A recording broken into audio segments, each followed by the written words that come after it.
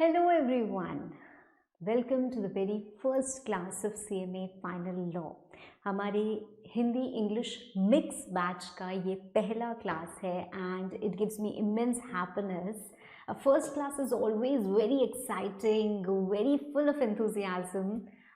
For the students हमारा enthusiasm तो फिर भी बना रहता है एंड तक, बट बच्चों का एंथुजियाज्म क्या होता है? It's like a roller coaster ride, कभी हाई कभी लो. तो trust me, it's not going to be boring at all. Considering कि ये सब्जेक्ट हमारा लॉ है, कई बार ऐसा लगता है कि अरे यार it's going to be a very tough journey, but it's not going to be a tough journey at all. इस क्लास में, आज के इस क्लास में, which is all about introduction, I am going to tell you, I am going to discuss with you how the classes are going to be. हमें क्या करना है, आपका अप्रोच क्या होगा, मेरा अप्रोच क्या होगा, what efforts you need to put in, what efforts I need to put in, how are we going to collaborate, और हम कैसे बिल्कुल सक्सेस की तरफ ऐसे चलते हुए जाएंगे.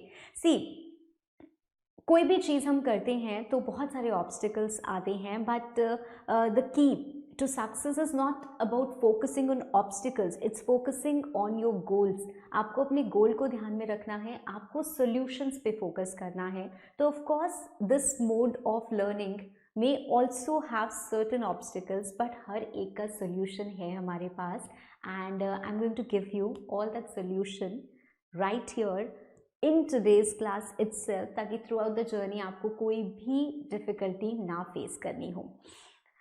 क्लासेस मेरे दोनों लैंग्वेजेस में आते हैं. If you are looking for 100% English, then this is not the right class for you. This is a mix of Hindi and English. जो हमारा इंग्लिश बैच होता है उसका क्लास है children. So see to it, if you are looking for 100% English classes, check out the other video, right? Now, CMA Final Law, Paper 13, Corporate Laws and Compliance. You're all grown-ups now.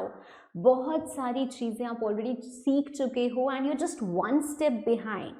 एक और step and my dear, आप अगले level के professionals बन जाने वाले हो. अभी आप एस्पिरेंट हो, फाइनलिस्ट हो, and this journey from being an aspirant to actually becoming a professional is really special. So don't miss out this journey. इसके अच्छे moments को भी आप cherish करते हुए चलिए. हम अगर इस पेपर की बात करें तो this paper is little tricky, little difficult for scoring. बच्चों के नंबर नहीं आते हैं, तो हर एक problem, why the students don't get number, क्या क्या उनको प्रॉब्लम्स फेस होती हैं. Over the years I have compiled all my experience, I have compiled thousands of queries कि किस टॉपिक में कहाँ पे कैसी क्वेरी आ सकती है. इन सब चीज़ों को मैंने इनकॉर्पोरेट किया है क्लासेस में, कि आपको किसी भी पॉइंट पे अगर दिमाग इस तरीके से जाता है तो इससे पहले कि आपके माइंड में वो क्वेरी जनरेट हो, I will be there to answer the same. उसके बाद भी, that means let me be very very clear to you, the material that I'm going to provide you is completely exhaustive. इसके अलावा आपको कुछ भी पढ़ने की ज़रूरत नहीं है, कुछ भी मतलब कुछ भी पढ़ने की ज़रूरत नहीं है. There's going to be 100% coverage according to your institute's material. And when I say this, it does not mean कि मैं कोई भी मिक्स मैच करने वाली हूँ, बिल्कुल भी नहीं.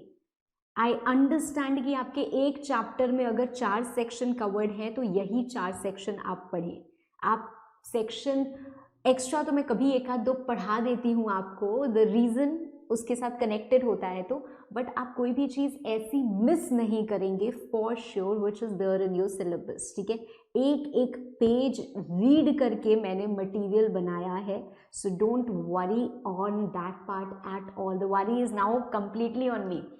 ठीक है, आपको बस वो करना है which I tell you. So you just have to keep on following my guidelines, right. Now पहली बात, ma'am what are we going to get. हर एक के बहुत सारे सवाल होते हैं. आज के इस क्लास में हम इंट्रोडक्शन और इन क्वेरीज को ही एड्रेस करने वाले हैं. तो first thing that you have in your mind, ma'am, what are we going to get? So my dear, you are going to get class notes. You will get my handwritten notes. Handwritten notes are for revision. ठीक है, handwritten notes ये जो आपको दिख रहे हैं, these are all my handwritten charts. ये आपको एक सब्जेक्ट में नहीं, एक चैप्टर में नहीं, सारे चैप्टर्स में मिलेंगे. पहले हमारी जो चार्ट बुक आती थी, it was not so comprehensive, it was not so exhaustive, it was restricted and limited, but इस बैच की जो चार्ट बुक है दैट्स कम्प्लीटली एग्जॉस्टिव, ठीक है। तो आपको हर एक चैप्टर का you have a quick referencer, आपको कहीं और कुछ देखने की ज़रूरत नहीं है, you read that and you are ready for exams, ठीक है। बट दैट डजंट मीन कि सिर्फ वही पढ़ के एग्जाम में पास हो जाएंगे, भाई पढ़ाई पूरी करनी पड़ेगी। एग्जाम्स के जस्ट पहले जो आपका रिविजन होता है वो आपके हैंड रिटन नोट से एकदम आराम से हो जाएंगे, plus you have a question bank. Now question bank is again divided into 2 parts. कुछ क्वेश्चंस जो हम क्लास में डिस्कस करने वाले हैं एंड कुछ क्वेश्चंस जो आपके सेल्फ प्रैक्टिस क्वेश्चंस होंगे, they all will be with answers. पहले मैं आपको आंसर्स नहीं प्रोवाइड करती थी, मैं सिर्फ डिस्कशन करती थी। The reason was that I did not want to make students more dependent on me. मैं ये स्पून फीडिंग में बिल्कुल भी बिलीव नहीं करती थी, ना आज करती हूँ। Yet I am providing you the solution, but आज भी मेरा आपसे रिक्वेस्ट यही रहेगी कि please don't look at the answers, please don't look at the answers, I don't want you to look at the answers, ठीक है। आई वांट कि आप इसको खुद से अटेम्प्ट करें, please don't be spoon fed कि जितना मटेरियल हम प्रोवाइड कर देते हैं ना, आप लोगों को लगता है कि कहीं ना कहीं चलो ये भी मिल जाए, ये भी मिल जाए, ये भी मिल जाए, ये भी मिल जाए। जब आप अपना इतना सा एफर्ट डालते हो ना, it multiplies, right. So it's very important कि स्टूडेंट्स अपनी तरफ से एफर्ट डालें, उनके ब्रेन और ओपन होते हैं, उनको और अच्छी लर्निंग होती है, right. So despite the fact that I am going to give you all the answers, I request you not to look at the answers unless needed, fine.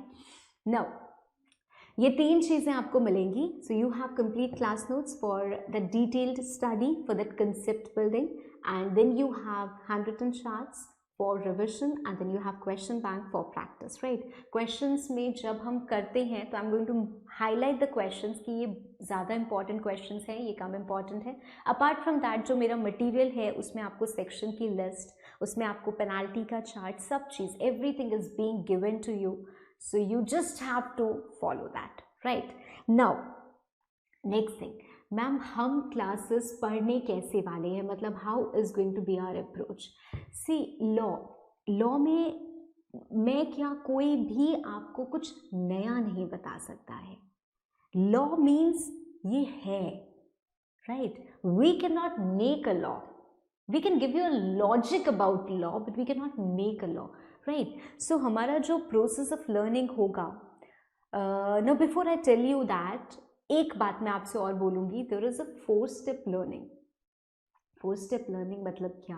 4 step learning मतलब मैं बोलूँगी concept, learning, answering and presentation. If you can get all these 4 steps, then you can definitely clap for yourself. CLAP, concept, learning, answering and presentation. पहला step होता है हमारा concept building का, which is extremely important no matter how much you ignore it। आजकल जो questions हमसे पूछे जाते हैं, जिस तरीके से पूछे जाते हैं, या फिर in future जब आप actually professional world में step in करोगे and उसको face करोगे, then you will realize कि अरे बाबा रे, पढ़ा तो कुछ और था, यहाँ पे तो सिचुएशन कुछ और ही है। क्यों? क्योंकि हमने जब पढ़ा उसको तो हमने उसको हर एंगल से, हर सिचुएशन से एनालाइज नहीं किया। So it's very important that you build up a strong foundation, a strong concept. Law is extremely important in the practical world, extremely important, बहुत काम आता है। जैसे taxation एक ऐसा सब्जेक्ट है जो आपका बहुत काम आता है, वैसे law एक ऐसा सब्जेक्ट है जो आपके बहुत ज़्यादा काम आता है। So my dear, what is the provision से पहले हम पढ़ेंगे क्यों। That is the framework of a provision. ये प्रोविजन क्यों है, कैसे है, क्या चीज़ के लिए हेल्प करता है। Of course we need to understand what is a provision, and then we also need to understand its practical applicability and analyzing it from every possible situation, ठीक है। तो with use of different examples हम अपने एक concept को wind up करेंगे। This is going to be your concept building। concept building के बाद का पार्ट आता है learning। इसके लिए मेरा एक बहुत स्ट्रॉन्ग कोशिश है revising, revision in class, revision at home. So there are going to be 2 revision in class with me, revision at home which you have to do. तो ये आपको करना ही करना होगा. You have to stay attentive throughout the class and whatever revision I am telling you to do वो आपको करना ही करना है और उसी वक्त करना है. जो टाइम लिमिट मैंने आपको दी है उसी में करना है. Trust me, if you follow this ना तो मतलब एकदम फोड़ के आओगे यार एग्जाम में. कोई दो राय नहीं है, कोई सेकंड थॉट नहीं है. You just follow this, right. Third comes your presentation. Learning में एक चीज़ मैं और ऐड करना चाहूँगी कि कई बार ऐसा होता है we need some learning techniques, we need some mnemonics. ठीक है कि हाँ ये ऐसे याद होता है, वो वैसे याद होता है. तो जहाँ जहाँ पॉसिबल है और जहाँ जहाँ बहुत अच्छे से जेल होता है वहाँ मैंने वो भी बनाए हुए हैं.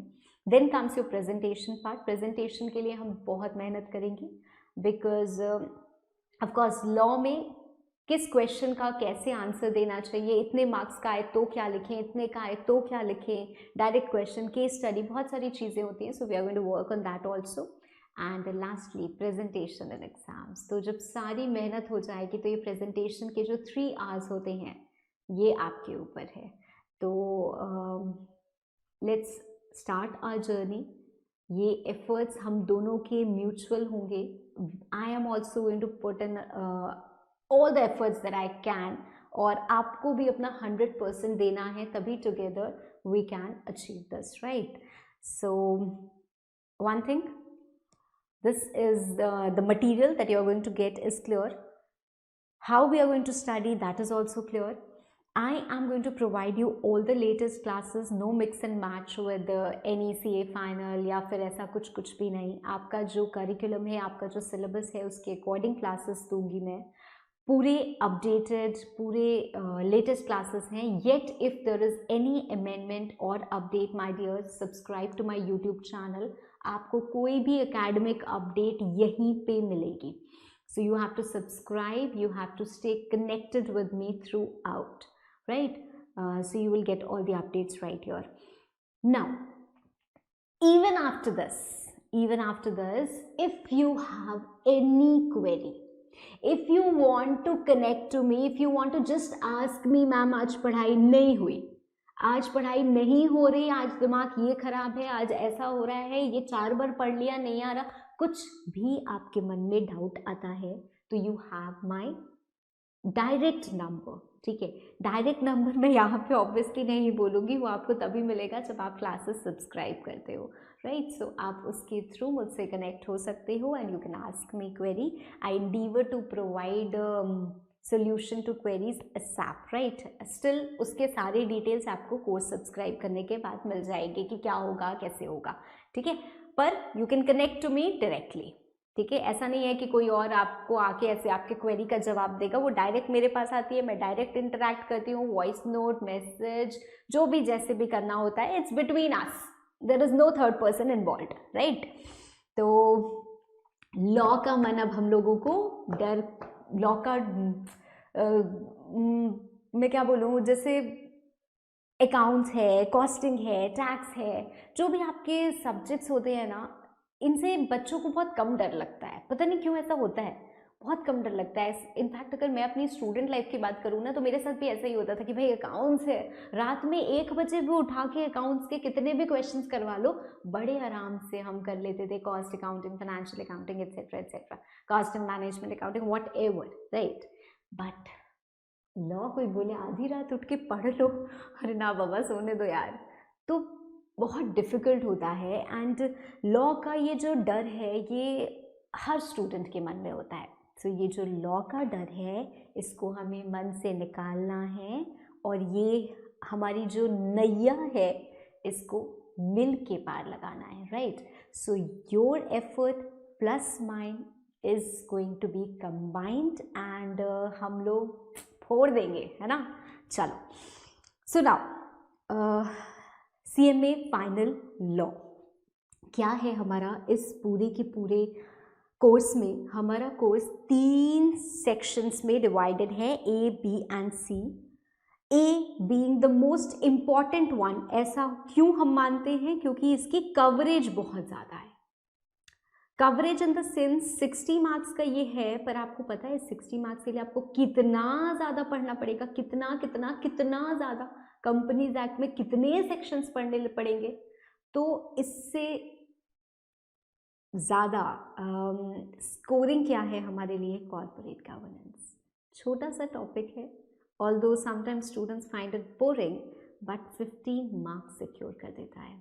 And there are just set of 15-20 questions, वही घूम घूम के आते हैं जो आपके क्वेश्चन बैंक में आपको मिल भी जाएंगे, राइट। सो बहुत ज़्यादा नहीं, 15 मार्क्स का हमारा ये कॉर्पोरेट गवर्नेंस है। हमारा section B other corporate laws है, जिसमें हमें बहुत कुछ पढ़ना है, बहुत सारी एक्ट्स हैं पर छोटी छोटी हैं। सेक्शन ए में हमारा कंपनीज एक्ट है। कंपनीज एक्ट में भी आपको सारे सेक्शंस नहीं पढ़ने हैं, you have a restricted sections. And IBC में भी insolvency and bankruptcy code, you don't have to read all. IBC में भी बहुत सारे अमेंडमेंट्स आए हैं, there have been constant changes. हमारे इंडिया में ना ये प्रॉब्लम है, लॉ पहले ले आते हैं और उसके बाद लगता है कि अरे भाई ये मैं क्या लेके आया, तो उसके बाद उसमें कॉन्स्टेंटली क्या होता है, चेंज आता जाएगा। तो पता नहीं कब तक चेंजेस आते रहेंगे। खैर जो भी चेंजेस आएंगे उसको इनकॉर्पोरेट करके हम भी पढ़ते रहेंगे। हमारी गवर्नमेंट जिद्दी है तो हम क्या कम जिद्दी हैं। So we are also going to keep on updating ourselves, right. Law subject में नींद बहुत आती है, एक ये बहुत बड़ी प्रॉब्लम है। जैसे बाकी सब्जेक्ट्स और अगर लॉ को कंपैरिजन करें तो क्या होता है, जैसे बाकी सब्जेक्ट्स बोलेंगे कि आलस आता है, हमारे पास आगे आलस रुक जाता है, जाता ही नहीं है, तो हमें उसको आने ही नहीं देना है, क्योंकि अगर आया तो फिर वो रुक जाएगा और जाएगा नहीं। तो ये कोशिश मेरी भी है कि आपको class at any point of time you should not find it boring. So I have a lot of stories, I have a lot of examples, I have some animated videos and all also. तो सबको incorporate करके classes are going to be interesting, ठीक है। फिर भी चलो इसके बारे में ना हम बाद में बात करेंगे। Let's move further. We have SEBI Act, we have SCRA, we have Competition Act, we have Banking Regulation Act, FSC, PMLA, Insurance, EDA, बहुत सारे छोटे छोटे एक्ट्स हैं, सबको हम पढ़ेंगे, सबको हम डिस्कस करेंगे। There is no problem at all, but before that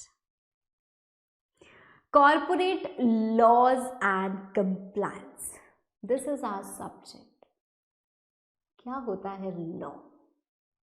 भाई मैं एकदम बेसिक से स्टार्ट करूंगी, कीपिंग इन माइंड कि आपने जो भी फाउंडेशन इंटर लेवल पे पढ़ा है डेफिनेटली बहुत अच्छा पढ़ा होगा, बहुत अच्छा इन्फॉर्मेशन आपने गैदर की होगी। Yet there are some students जो कहीं ना कहीं सेल्फ स्टडी करते हैं या कुछ भी, तो उनके पास शायद एकदम रूट से नॉलेज ना हो, but I want you to gain that interest in your subject. तो वो इंटरेस्ट तभी आएगा जब हम खुद उतर के उस पूरी जर्नी को विटनेस करेंगे, right. So now I am going to tell you about law, right. So law is basically a set of rules and regulation, कुछ कायदे और कानून जो हमें बताते हैं, जो हमें आप कह सकते हो एक तरीके से आदेश देते हैं that you have to follow this if you are a citizen of this country। जैसे हमारी फैमिली होती है, हमारी फैमिली में कुछ रूल्स होते हैं कि हाँ ठीक है रात में 9 बजे के बाद नहीं आना है, आए तो अच्छे एकदम बैंड बजेगी। तो that is certain rules which your family और may be your father has made for you. You are a part of that family, but that family is presided over by your father and he has made that rules for you. And you all as responsible citizens और responsible members of the family आप follow करते हो। तो law भी क्या होता है, कोई भी काम करने का तरीका। अगर आपको गाड़ी चलानी है तो आपको ये रूल्स फॉलो करने ही पड़ेंगे, अगर आप नहीं करते हो तो उसके कंसिक्वेंसेस होते हैं। Why? Because although it is a democratic country we just can not live on our own, है ना। हम सब अपने अपने मर्जी से काम करने वाले नहीं हो सकते हैं। अगर ये रूल फॉलो नहीं करना है गाड़ी मत चलाइए, अगर कंपनी का रूल फॉलो नहीं करना है कंपनी मत बनाइए। तो I hope you understand. Now law is different from act. First of all law is different from rules, law is different from regulations. But जब सबसे पहले हम लॉ की बात कर रहे हैं ना, वी नीड टू अंडरस्टैंड कि भाई लॉ बनाता कौन है, who makes laws. We have three bodies. एक होती है हमारी लेजिस्लेटिव बॉडी, लेजिस्लेटिव, एक होती है हमारी एग्जीक्यूटिव बॉडी, और एक होती है हमारी जुडिशियल बॉडी। मैं आपको इस तरीके से आज समझाने वाली हूँ कि शायद आप ज़िंदगी में कभी भूल नहीं पाएंगे कि क्या है हमारा जो पूरा का पूरा सिनेरियो या पिक्चर है, कहाँ से लॉ क्या कैसे होता है। Because when you are reading a subject, I believe you must know about it. ये आपसे एग्जामिनेशन में बिल्कुल भी नहीं पूछा जाएगा, but still I feel you must know about it, and I don't know how many of you know it. इसीलिए मैं आपको इसको पूरा अच्छे से बता रही हूँ। There might be many students जिनको ऑलरेडी ये चीज़ें पता है। अब सबसे पहले बात करते हैं भाई लॉ कौन बनाता है। लॉ सरकार बनाती है, गवर्नमेंट बनाती है। ये हमारा एक जनरल नोशन होता है, जनरल कंसेप्ट होता है जो हमारे दिमाग में होता है कि law is made by government, है ना। गवर्नमेंट ने रूल बनाया, गवर्नमेंट ने लॉ बनाया, हम उसका पालन करते हैं। भाई क्यों? हम तो एक डेमोक्रेटिक कंट्री में रहते हैं, लॉ तो हम खुद बनाते हैं। वाह मैम, आज पता चला हमारे अंदर इतनी शक्तियाँ, लॉ हम खुद बनाते हैं। काश हम तो ऐसा लॉ बना ही नहीं सकते, और इतना लॉ, वो भी मतलब बच्चों के ऊपर इतना बर्डन डालने वाला, ये तो हम बिल्कुल नहीं बना सकते। खैर, सुनना मेरी बात बड़े ध्यान से। अगर आप यहाँ पे चार्ट्स के थ्रू देखो तो who makes law and act में आपको दिखेगा whoever has power under the constitution. That means सबसे सुप्रीम पावर किसके पास हो गई? हमारे भारत का जो संविधान है, भारत का इंडिया का जो कॉन्स्टिट्यूशन है, इंडिया का कॉन्स्टिट्यूशन बनाने वाली जनरल पब्लिक है। ठीक है, whoever has written the constitution, I'm not talking about that, हम यहाँ पे जनरल नॉलेज आपकी नहीं टेस्ट कर रहे हैं। इंडिया का कॉन्स्टिट्यूशन लोगों से ही बना है, and that is supreme. Now constitution gives power to anyone. लोगों को सही तरीके से रहने के लिए it's important that a constitution be written, right. कि कहीं किसी को तो हमें कुछ तो किसी को तो करना पड़ेगा ना, बिकॉज अदरवाइज क्या होगा, देयर विल बी हैफिज़िट in the country, nobody is going to listen to anyone. तो फिर आप एक सिविलाइज्ड पर्सन की तरह रह नहीं पाओगे, right. So constitution has been written and constitution confers power. जैसे हम बोलते हैं कि कंपनीज एक्ट में आरओसी के पास पावर है नोटिस भेजने की, तो वैसे ही कॉन्स्टिट्यूशन में पावर दी हुई है पार्लियामेंट को, कॉन्स्टिट्यूशन में पावर दी हुई है स्टेट लेजिस्लेचर को, और दोनों को। अगर आपको let's say for example income tax क्या है? सेंट्रलाइज्ड टैक्स है। भाई मैं उत्तर प्रदेश में रहूं, मुंबई में रहूं, कश्मीर में रहूं, कहीं पे भी रहूं, मेरे ऊपर इनकम टैक्स एप्लीकेबल होगा। So income tax is something which is a matter which concerns the whole nation. So it is a central matter, ये कोई स्टेट का मैटर तो नहीं है। तो इनकम टैक्स के रिस्पेक्ट में कानून बनाने का अधिकार भी सेंट्रल लेवल पे होना चाहिए। मैंने ये नहीं बोला है कि सेंट्रल गवर्नमेंट को होना चाहिए, गवर्नमेंट नेवर मेक्स रूल्स, ठीक है, गवर्नमेंट नेवर मेक्स लॉज। सुना मेरी बात बहुत ध्यान से सुनना। हमारे कॉन्स्टिट्यूशन में 3 तरह के मैटर्स को 3 एंट्रीज में क्लासिफाई किया गया है। We have union list, we have state list and we have concurrent list. Union list में जो भी मैटर्स लिखे हुए हैं जैसे इनकम टैक्स, ठीक है, तो वो उसके बारे में लॉ बनाने का अधिकार पार्लियामेंट के पास है। स्टेट मैटर्स कुछ लिखे हुए हैं इन द स्टेट लिस्ट, उसके बारे में रूल लॉ बनाने का अधिकार स्टेट लेजिस्लेचर के पास है, and concurrent list which is a combination of the two. Fine, तो आपको ये समझ में आ गया। अब अगला सवाल ये उठता है कि what do you mean by parliament. सुना तो बहुत है पार्लियामेंट के बारे में, पर पार्लियामेंट आखिर है क्या? हम बोलते हैं act is passed in parliament, and you all know the process of passing of act. ये तो बहुत बेसिक चीज़ है, हम सबको पता है कि पहले बिल ड्राफ्ट होता है, then it is published in newspaper suggestions, उसको हम इंट्रोड्यूस करते हैं पहले लोकसभा में पास होता है, अप्रूवल मिलता है, फिर हम राज्यसभा में देते हैं, राज्यसभा में अप्रूवल मिलता है, फिर हम प्रेसिडेंट को देते हैं और प्रेसिडेंट एसेंट दे देते हैं, तो bill becomes an act. That means Lok Sabha plus Rajya Sabha plus president is equal to parliament. Lok Sabha में कौन होता है? लोकसभा में कौन होता है भाई मैम? मेंबर्स ऑफ पार्लियामेंट होते हैं। See again as I tell you, हम लॉ बनाते हैं, हम कानून बनाते हैं। इंडिया की पॉपुलेशन अब दिन ब दिन तरक्की कर रहे हैं हम, है ना, पॉपुलेशन के मामले में तो ज़रूर कर रहे हैं, तो कुछ भी कहो, पॉपुलेशन इतनी ज़्यादा है कि हम ऐसे घर घर नहीं जा सकते। भाई आज आपका क्या मन करता है, आपके हिसाब से लॉ क्या होना चाहिए? ये होना चाहिए, ये होना चाहिए, आप वोट करिए, आप हर एक लॉ पे वोट करिए। ये कानून देखो, पहले क्या होता है, पहले प्रॉब्लम्स आती हैं, ट्रैफिक रूल्स कुछ नहीं थे, इधर से कोई आ रहा है, इधर से कोई आ रहा है, यहाँ से एक्सीडेंट, वहाँ से एक्सीडेंट, ऐसे ऐसे ऐसे ऐसे, गवर्नमेंट को समझ में आया नहीं नहीं नहीं नहीं, we need to stop this, किसी को भी समझ में आए we need to stop this, तो भाई इसके बारे में लॉ बना। ऐसे ही जब भी प्रॉब्लम्स आती हैं, any law which has to be made, अभी मैं एक जनरल टर्म यूज़ कर रही हूँ law, so any law which has to be made, हमें हर किसी से पूछना पड़ेगा। अरे बाप रे, बड़ी प्रॉब्लम हो जाएगी।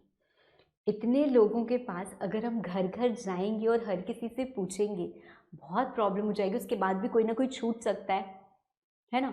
तो this is something which is not possible, हम हर किसी के पास नहीं जा सकते। हमने कहा आप जनता, आप अपना एक रिप्रेजेंटेटिव दे दीजिए, हम उससे पूछ लेंगे, जो वो बोलेगा हम ये मान लेंगे कि वो आप सबकी राय है। That's why we elect people.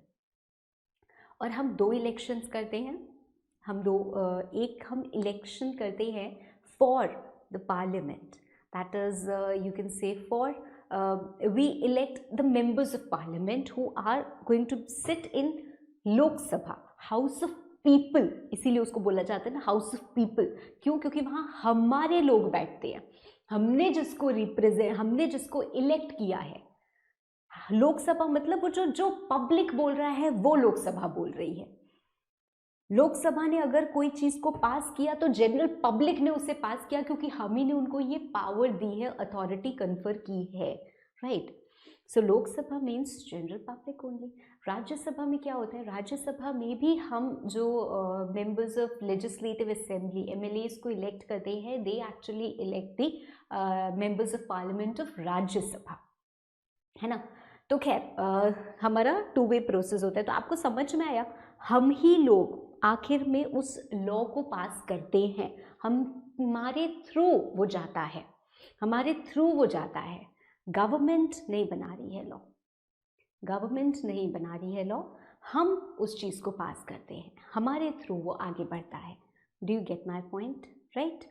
So whatever we are saying actually is coming as a law, coming as a rule for us only।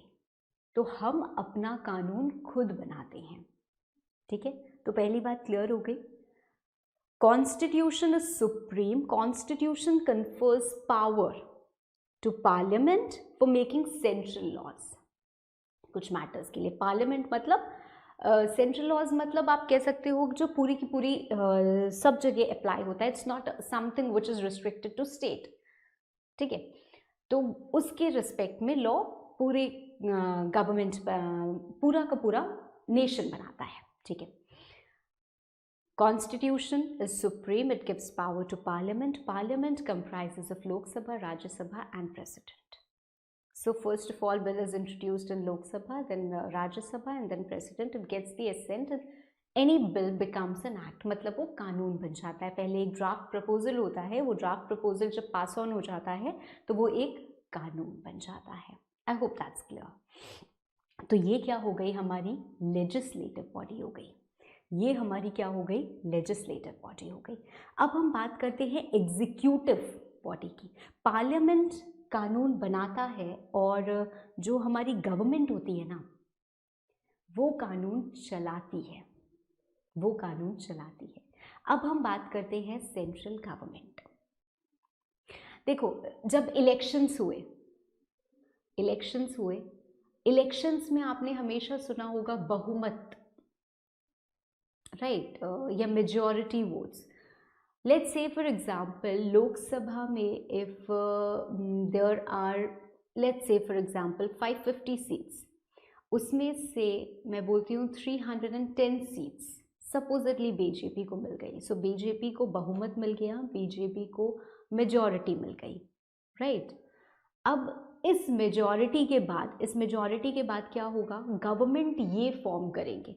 Government ये फॉर्म करेगा का मतलब क्या होता है, they are not the law making authority as such, क्योंकि अभी भी लोकसभा में और लोग भी हैं, ठीक है, उनकी भी मेजॉरिटी है, बट और लोग भी हैं, है ना। तो सब कोई मिलके डिस्कशन कर रहा है, सब कोई मिलके वोट कर रहा है, बट इसको चलाना कैसे है, वो रूलिंग पार्टी या गवर्नमेंट के हाथ में होता है। That means they are going to be the executive body.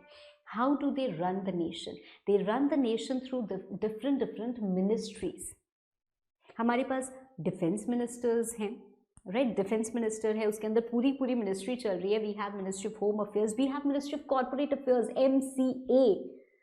MCA बनाते हैं कंपनीज एक्ट के सारे rules. MCA, ministry of corporate affairs. तो कॉर्पोरेट अफेयर्स के लिए हमारे पास एक मिनिस्ट्री बनी हुई है। We have different ministries for everything. ये मिनिस्ट्रीज कौन बना रहा है? Central government, the ruling government और द रूलिंग पार्टी, जो भी आप बोलो, इन्होंने क्या बनाए हुए हैं, अपनी डिफरेंट मिनिस्ट्रीज बनाई है, जिससे ये अपना काम कर रहे हैं, जिससे ये अपना फंक्शन कर रहे हैं, जिससे ये अपना ऑपरेट कर रहे हैं। सो लॉ क्या है? लॉ क्या है? अगर हम कंपनी की बात करते हैं, we all know about companies act, we have all read about companies act. तो अगर हम कंपनीज एक्ट की बात करें तो कंपनी कैसे चलानी है, उसकी पूरी की पूरी एक्ट बनी हुई है, कंपनीज एक्ट 2013। हमें उसमें दिखता है file such form as may be prescribed, ये एक्ट में लिखा है। This can not be changed by ministry, this can not be changed by ministry. इस एक्ट को बदलने के लिए पार्लियामेंट का एग्री होना जरूरी है। Parliament means Lok Sabha, Rajya Sabha, president, इनका एग्री होना जरूरी है। पर हाँ, फॉर्म क्या होना चाहिए, फॉर्म में चेंज लाना है उस रिस्पेक्ट में आपको, कि चलाना कैसे है, हमें पता क्या कि ये करना है, ये कैसे करना है, उसका प्रोसीजर वो आप बता दीजिए, क्योंकि एग्जीक्यूट तो आप ही को कराना है ना। तो आप बता दीजिए आपके लिए क्या कन्वीनियंस है, आप उसको बदल सकते हो, right. We talk about police, we talk about revenue, we talk about finance, सारी चीज़ें एग्जीक्यूट होती हैं through the ministries, right. So we have legislative body, one who makes law. We have executive body, one who executes law or makes sure that law is being followed in a manner it should be. And we have a judicial system which actually is responsible for interpreting law. Right, apart from कि हाँ भाई फैसले सुनाने और करना, उसके अलावा वो क्या करते हैं, लॉ को इंटरप्रेट भी करते हैं। तो ये तीन बॉडीज मिलके हमारे नेशन को रन कर रहे हैं, राइट। नाउ हम वापस आते हैं अपने चार्ट पे। We have some system or some set of rules which are created and enforced through government, right? So it is enforced through government. जो executive body होती है वो हमारी government होती है। Government comprises of all the ministers. All the ministers मतलब even the prime minister, सारे minister है, सारे minister के head prime minister, तो prime minister और सारे head वो सारे के सारे सारी ministries हो गई, plus the president also comes। तो वो क्या हो गया, हमारा government हो गई, central government हो गई। खैर, is it different from act? Of course it is.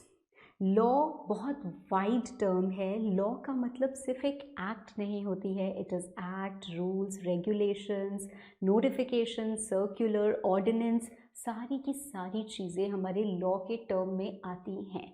अब ऑर्डिनेंस क्या होता है, नोटिफिकेशन क्या होता है, रूल, सर्कुलर, धीरे धीरे करके आपको इस सारे मैटर पे क्रिस्टल क्लियर क्लैरिटी मिल जाएगी। इनफैक्ट ऑर्डिनेंस पे तो मैंने एक सेपरेट वीडियो भी बना रखा है which you can see on YouTube as and when you are free. ठीक है, अगर लॉ को नहीं माना तो दो तरीके की पेनाल्टी या लाइबिलिटी होती है, एक आपको जेल हो सकता है, एक आपके ऊपर पेनाल्टी लग सकती है, दोनों भी हो सकता है। एक्ट कैसे पास होती है, this we already know. Now we come to corporate law. देखो हमारे जो सब्जेक्ट का नाम है वो क्या है, corporate laws and compliance. Compliance हमारा लॉ से ही बनता है, कंप्लाई करना किसी भी चीज़ को जो हमें बताई गई है उसको कंप्लाई करना है। तो क्या हमें बताया गया है वो हमें पहले पढ़ना ज़रूरी है, उसके बाद हम देखते हैं कि हम कैसे कंप्लायंस करते हैं and what is the result of non compliance. Clear? So my dear, हम पढ़ रहे हैं कॉर्पोरेट लॉ। कॉर्पोरेट लॉ में वैसे तो बहुत सारे लॉज आते हैं, बट फिलहाल the first one that we are starting is companies act. Company is a body corporate. Company एक बॉडी कॉर्पोरेट है। कंपनी कैसे बनानी है, कंपनी कैसे चलानी है, ये सारी चीज़ें हमें मिलती हैं कंपनी लॉ में। कंपनी की रिस्पेक्ट में बनाए गए कानून में सवाल ये उठता है कि ये कानून किसने बनाया। मैम, किसके पास पावर थी इस कानून को बनाने की? क्या ये कानून पार्लियामेंट ने बनाया है या स्टेट ने बनाया है, दोनों ने मिलके बनाया है, क्या है? हम अगर अपनी यूनियन लिस्ट चेक करते हैं, और ऐसा कुछ मिलता नहीं है, यूनियन लिस्ट में एक रेसिडुअल एंट्री मिलती है, मतलब बाकी मैटर्स अगर आप सेंट्रल लेवल पे बनाना चाहते हो तो वहाँ से आप पावर डिराइव कर सकता है पार्लियामेंट, और वहाँ से आप क्या कर सकते हो, रूल, कानून बना सकते हो। So Parliament got its power from that residual entry only, which is entry 97 of the Union List of Constitution. ठीक है, अब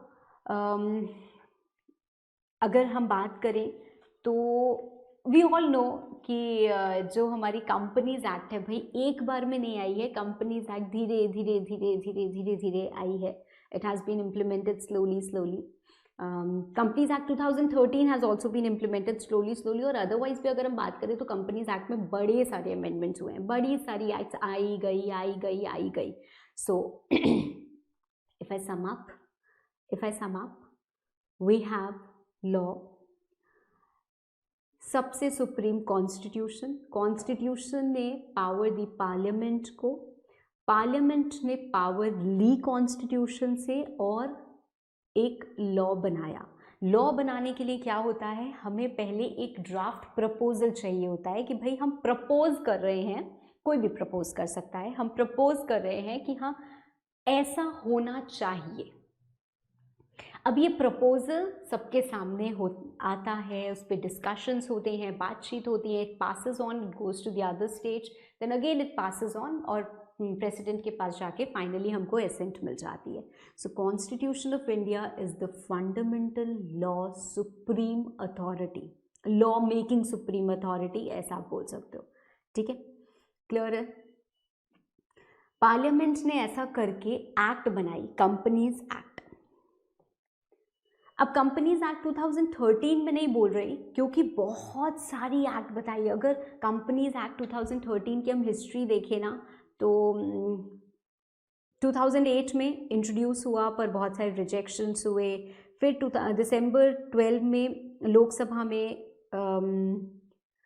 क्या कहते हैं पास हुआ, अगस्त 13 में राज्यसभा में पास हुआ एंड 29 अगस्त 2013 को इसको प्रेसिडेंट की एसेंट मिली। इसके अलावा भी अगर मैं बात करूं तो 2010 में रिपोर्ट सबमिट हुई, 11 में, 12 में, जून 12 में, आई थिंक अक्टूबर 12 में, फिर दिसंबर 12 में फाइनली अप्रूव हुआ था लोकसभा में। तो it has a huge history and it also got implemented slowly. कुछ सेक्शंस हमारे 30 अगस्त को नोटिफाई हो गए थे, फिर अगेन कुछ सेक्शंस की अगर हम बात करें तो 12 सितंबर को नोटिफाई हुए एंड लाइकवाइज नाउ।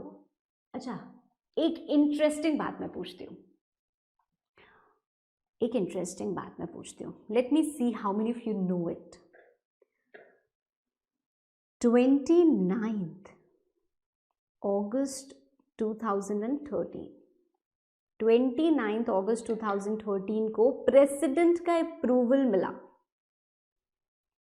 प्रेसिडेंट का अप्रूवल मिला, मतलब लेट्स से प्रेसिडेंट का अप्रूवल मिला हमको शाम को 3 PM पे, शाम को 3 बजे प्रेसिडेंट का अप्रूवल मिला। अब हम क्या बोलेंगे, this act is effective from, effective from 29 अगस्त रात 12 बजे से, मैं बहुत कन्वीनियंटली ऐसे लिख रही हूँ, 30 अगस्त रात 12 बजे से 30 अगस्त मॉर्निंग 9 AM,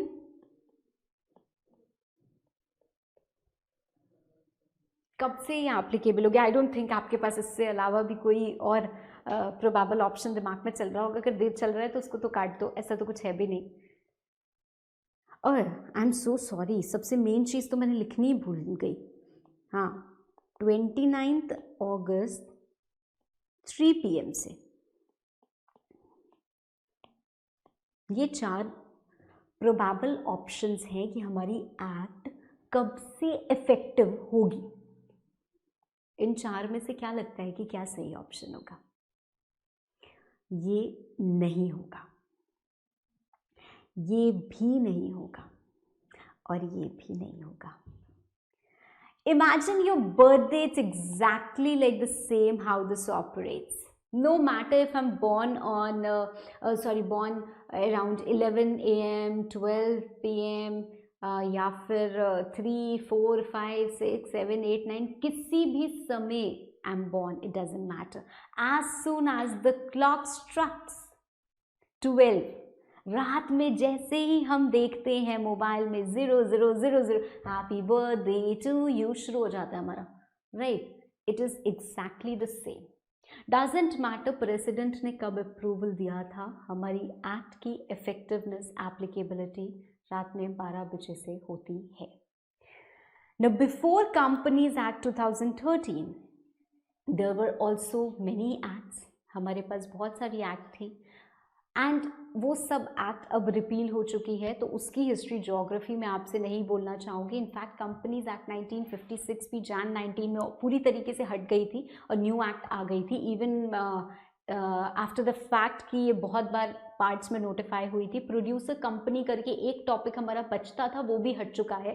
प्रोड्यूसर कंपनी भी पहले ये प्रपोज्ड था कि प्रोड्यूसर कंपनी की एक नई एक्ट बनेगी, अब ऐसा नहीं है। कंपनीज एक्ट में ही हमें प्रोड्यूसर कंपनी के भी प्रोविजन सारे के सारे मिल जाते हैं, right? So now that act is completely repealed and अब हमारे पास एक नई एक्ट है, फाइन। तो मैम हम कंपनी लॉ पढ़ेंगे, बिल्कुल पढ़ेंगे हम कंपनी लॉ। कंपनी लॉ या companies act 2013 has come to regulate a business form of organization, a very popular one, which is company. ठीक है मैम। कंपनीज एक्ट 2013 क्योंकि एक एक्ट, एक कानून जो पार्लियामेंट में पास हुआ है, उसको बदलने के लिए पार्लियामेंट की ही ज़रूरत है, पर उसको चलाने के लिए बहुत सारे रूल्स, नोटिफिकेशन, सर्कुलर, ये सब which is also called as delegated legislation या subordinate legislation, इसकी पावर किसके पास है? हमारे पास गवर्नमेंट या मिनिस्ट्रीज के पास होती है। तो that is being issued by ministry of corporate affairs, MCA।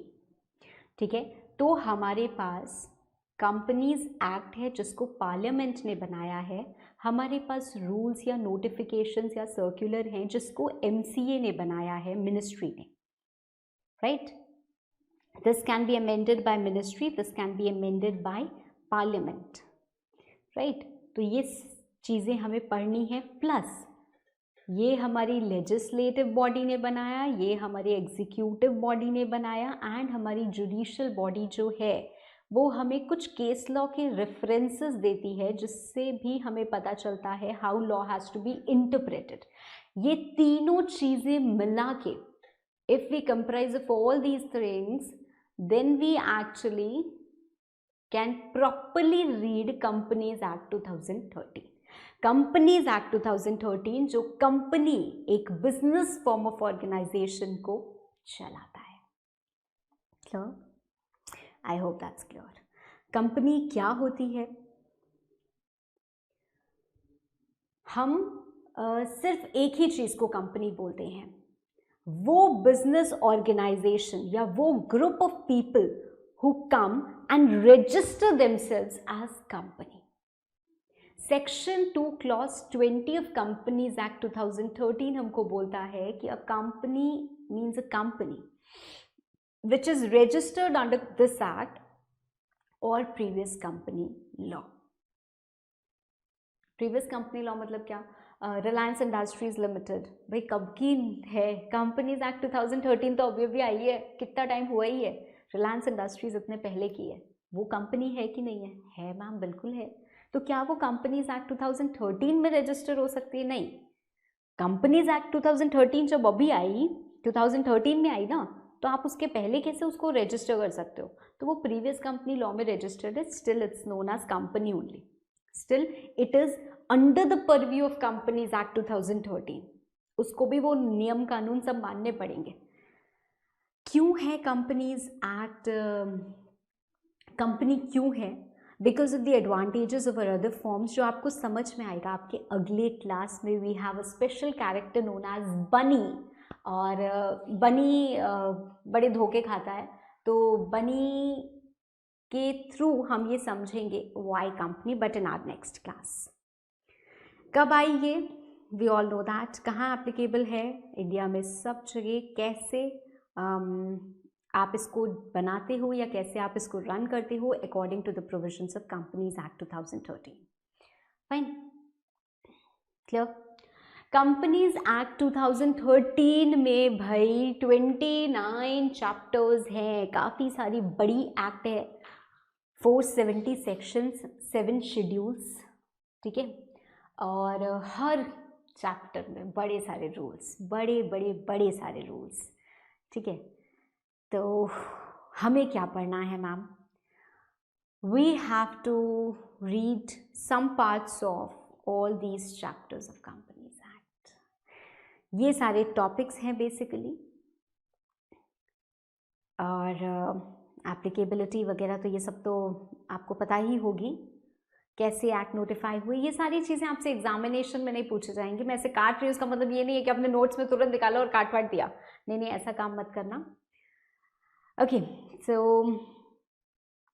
एक चीज़ which I want all of you to note before we proceed further is authorities under company law, or you can say authorities under Companies Act. Authorities under Companies Act, इसकी आपको बहुत ज़्यादा ज़रूरत पड़ने वाली है।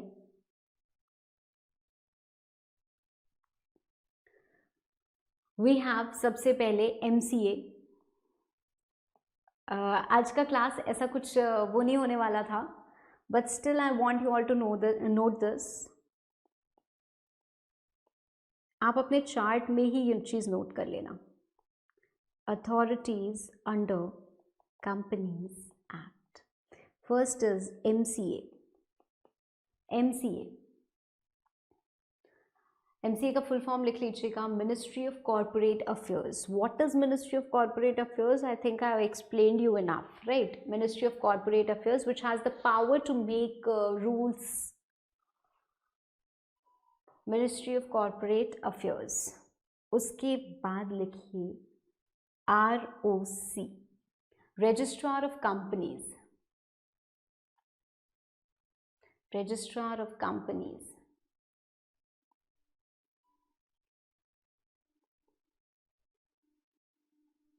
they maintain records of all companies they maintain records of all companies appointed in every state.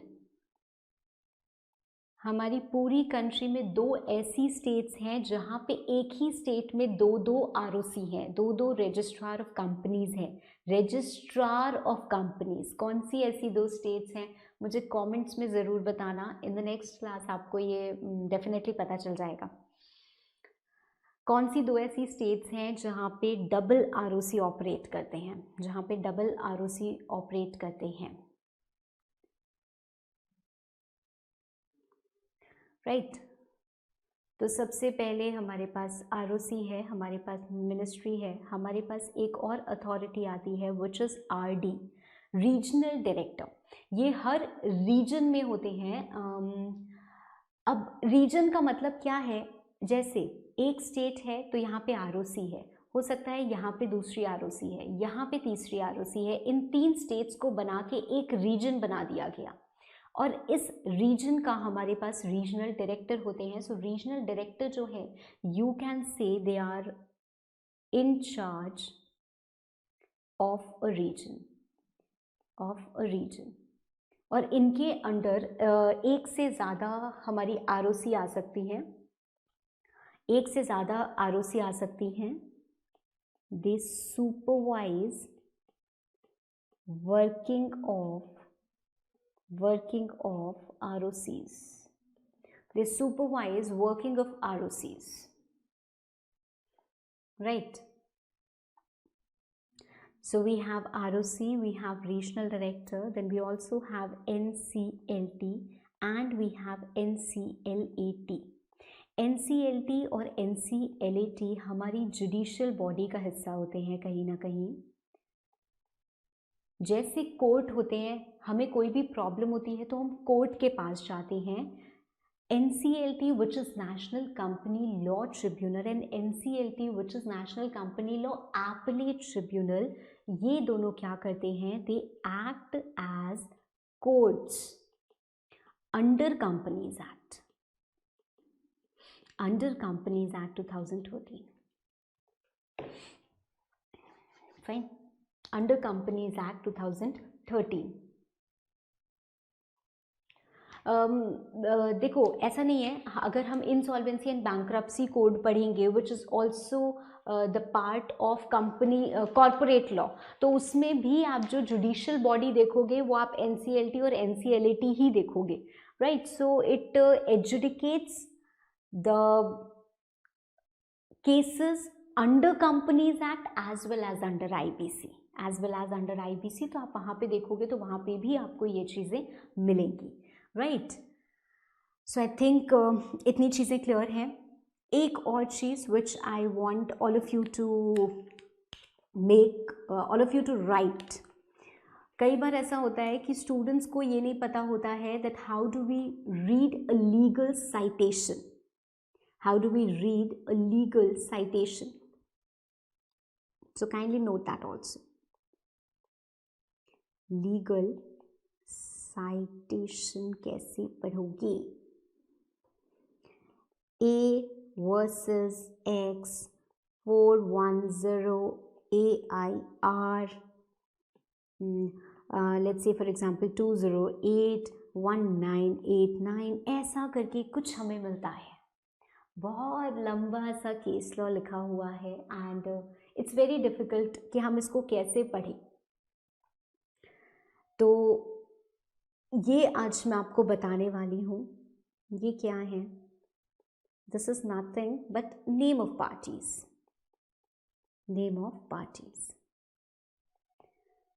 एक वो होता है जिसने केस फाइल किया है, एक वो होता है जो डिफेंड करता है, राइट। जो केस फाइल करता है कहीं ना कहीं उसको लगता है कि उसके साथ गलत हुआ है, इसीलिए वो केस फाइल कर रहा है, तो वो हमारा प्लेंटिफ, एग्रीव्ड पार्टी, प्लेंटिफ हम उसको कहते हैं। जो केस डिफेंड करता है कि भाई अब मेरे ऊपर केस फाइल हो ही गया है तो मुझे जवाब तो देना ही पड़ेगा, तो उसको हम बोलते हैं, वो होता है हमारा डिफेंडेंट, ठीक है, the person against whom the case has been filed, okay. Now अच्छा, कोड का नाम नहीं लिखा ना मैंने, let's write your SC also, let's be more comprehensive about this. ये हमारी होती है वॉल्यूम नंबर। सी आजकल गूगल ने बहुत ओवर पावर कर लिया है हमें, तो हमें कोई भी चीज़ देखनी होती है ना तो हम गूगल पे देख लेते हैं, but Google is not something which is can give us exact and appropriate information that we need. तो जितने भी आज तक के केसेस बने हैं, उनका क्या फैसला हुआ, उसमें क्या बातें थी, वो सारी की सारी हमारी लॉ जर्नल्स में क्या होती हैं, चली जाती हैं, लॉ जर्नल्स में चली जाती हैं। तो ये जर्नल का वॉल्यूम नंबर है जो हमें मिलता है, ये हमारा जर्नल का नेम है।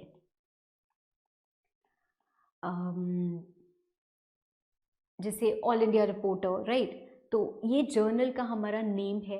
ये हमारा केस का बिगनिंग पेज नंबर है, केस का बिगनिंग पेज नंबर है कि केस हमारा हो सकता है 5 पेजेस तक चले, तो एक ही पेज नंबर यहाँ पे लिखा हो सकता है। तो हमारा जहाँ से पेज नंबर स्टार्ट हो रहा है वो लिखा हुआ रहता है हमारा। So we have volume number, we have law reporter, that is journal name, we have the page number, this is year, year of decision, year of decision, and supreme court, of course किस court में कहाँ पे फैसला हुआ था वो चीज़ लिखी रहती है। तो इस तरीके से एक केस लॉ को साइट किया जाता है, कोट किया जाता है, एंड इस तरीके से हम पहुंच सकते हैं इस केस लॉ के डिसीजन पे।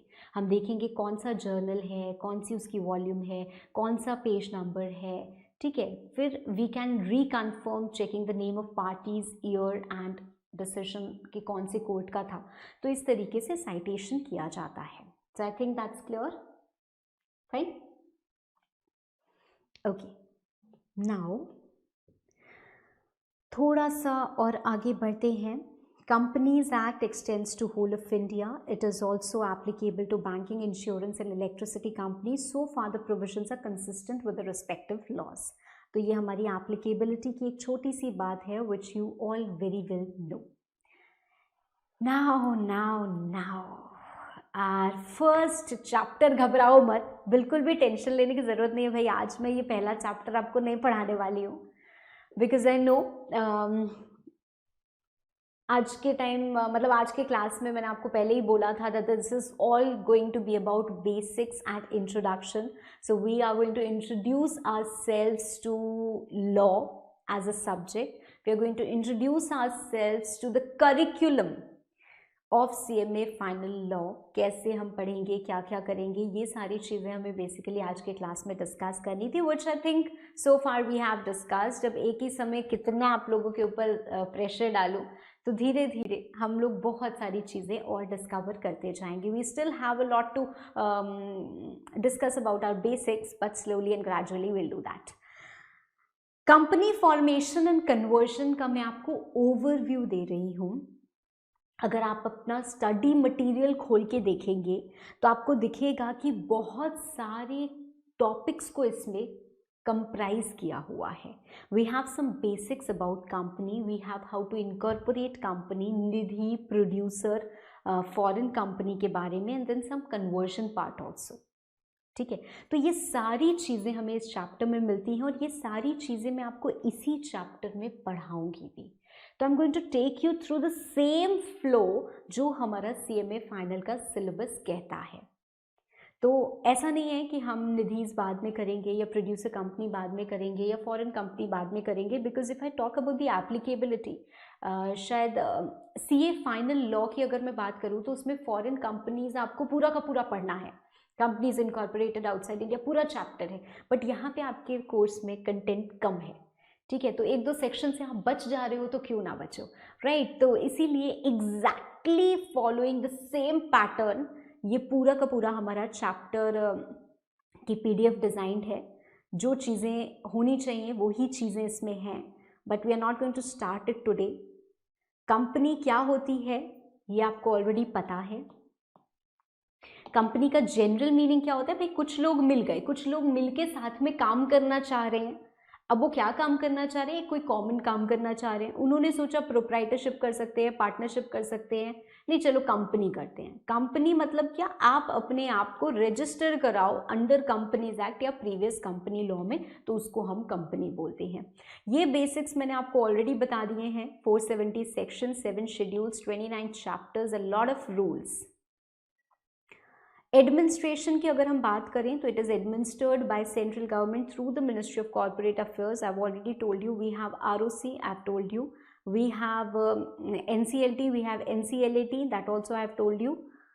आपको ये जो चीज़ें दिख रही हैं, official liquidator, public trustee, director of inspection, ये आपको मैं ग्रेजुअली बताऊंगी व्हाट इज़ इट, ठीक है। अभी आपको ये चीज़ें मैं नहीं बताने वाली हूँ, राइट। अगर हम applicability and extent of companies act की बात करते हैं, जोग्राफिकली बात करें तो it applies to whole of India, and otherwise बात करें तो हर वो कंपनी जो इसमें रजिस्टर्ड है या प्रीवियस कंपनी लॉ में रजिस्टर्ड है उस पर अप्लाई होता है। बैंकिंग, इंश्योरेंस, इलेक्ट्रिसिटी पे भी अप्लाई होता है। पर अगर बैंकिंग कंपनी का रिस्पेक्टिव प्रोविजन, जैसे बैंकिंग रेगुलेशन एक्ट में किसी चीज़ ने बोला कि ये ऐसे होगा, तो फिर वो वैसे ही होगा। मतलब specific provision shall prevail over general one which is given under companies act, ठीक है। और कोई भी जो सेंट्रल गवर्नमेंट नोटिफाई करे इन दिस रिगार्ड, ठीक है। ये मैंने इतनी जल्दी जल्दी क्यों बोला, बिकॉज ये बेसिक्स तो आप बचपन से पढ़ते हुए आ रहे हो, ठीक है। तो I think so far we have understood. We are actually going to start our chapter from the next class, ठीक है। चलो आज के लिए इतना काफ़ी हुआ। Thank you.